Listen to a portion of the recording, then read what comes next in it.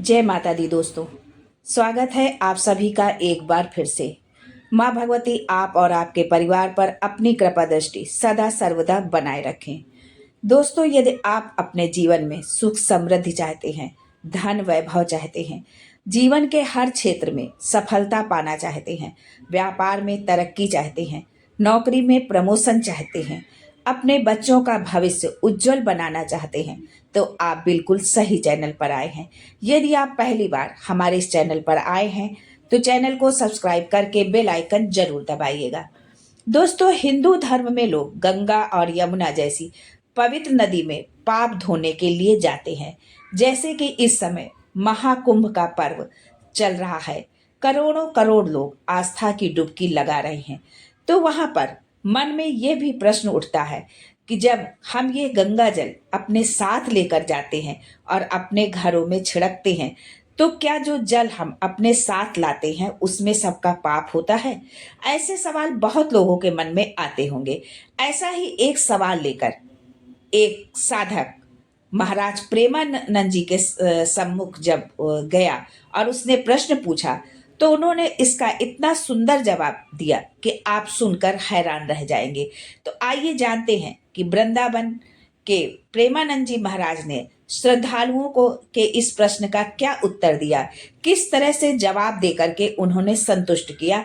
तो उनकी ही कथा से ये आज का वीडियो है जो है, तो आप इसको देखें और समझें जो है। यदि आपको वीडियो अच्छा लगता है तो चैनल को लाइक शेयर सब्सक्राइब करना बिल्कुल भी ना भूलें। दोस्तों, दरअसल भक्त जो है, साधक या हर इंसान, वो आम इंसान जो गंगा जी में स्नान करने के लिए जाता है, वो उसके मन में यह प्रश्न उठता ही उठता होगा कि जब हम तीर्थ स्थलों पर जाते हैं जैसे कि गंगा यमुना, तो लोग कहते हैं कि हम पाप धोने जा रहे हैं, लेकिन जब हम वहां से गंगा जल लेकर घर आते हैं और उसे अपने घर में छिड़कते हैं, तो क्या हम अनजाने में उन तीर्थ स्थलों पर गए लोगों के पाप भी अपने घर लेकर आते हैं? ये प्रश्न सबके मन में उठता होगा। तो आइए आज के वीडियो में हम इसी पर चर्चा करते हैं।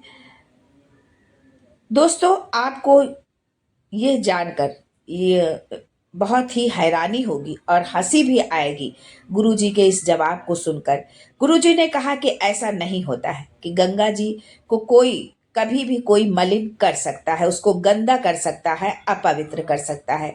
उन्होंने कहा कि हम गंगा में जो है अवगाहन करते हैं, गंगा जी को नमस्कार करते हैं, तो उनके प्रभाव से हमारे पाप नष्ट होते हैं। पाप नष्ट होने का मतलब ये नहीं कि ये पाप गंगा पर चढ़ जाते हैं, इसका मतलब है कि उन पापों का प्रभाव नष्ट हो जाता है।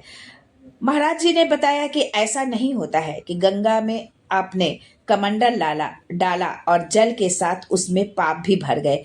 ऐसा भाव मन में कभी भी नहीं रखना चाहिए। उसके लिए महाराज जी ने, प्रेमानंद जी महाराज ने बहुत सुंदर सा उदाहरण दिया कि गंगा जी हमारे पापों को नष्ट कर देती हैं। जैसे जब कोई रोग होता है और डॉक्टर के द्वारा उसे ठीक किया जाता है, तो वो रोग डॉक्टर पर न जाकर खत्म हो जाता है, वैसे ही गंगा जी हमारे पापों को नष्ट कर देती हैं। उन्होंने बताया कि यमुना जी, गंगा जी, वृंदावन धाम, काशीपुरी, मथुरा, अयोध्या, ये सब परम पावन भगवान की लीला भूमि धाम है।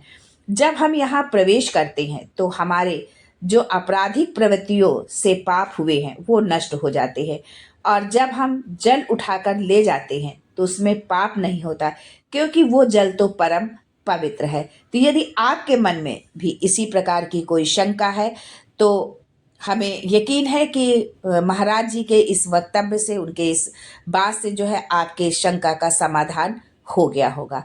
आज के लिए बस इतना ही। फिर मिलते हैं कुछ नया, कुछ अलग, कुछ अद्भुत लेकर। तब तक के लिए जय माता दी and thanks for watching my video.